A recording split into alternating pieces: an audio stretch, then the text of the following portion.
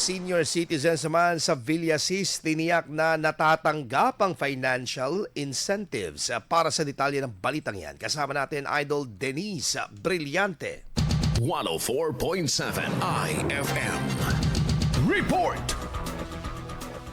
Tiniyak na personal na natatanggap ng mga senior citizens sa Villasis na edad 80 pataas ang financial incentive sa linsunod sa Republic Act 11982 o ang tinatawag na Expanded Centenarian Act. Sa ginanap na distribusyon, tinipon ang mga octogenarians, nonagenarians at centenarians at ipinabot mismo sa mga benepisyaryo ang tig 10,000 pesos na insentibo. Bukod pa sa 20% discount na iginagawad sa mga senior citizens, layunin ng programa na bigyang parangal ang naging kontribusyon at walang sawang dedikasyon ng mga senior citizens sa kanilang pamilya at komunidad.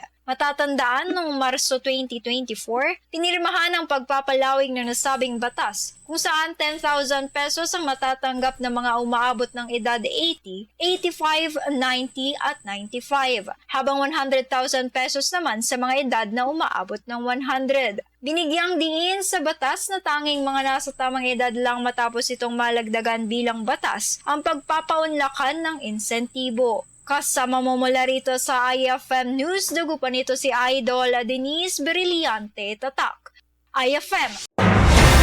IFM News. IFM News. IFM News.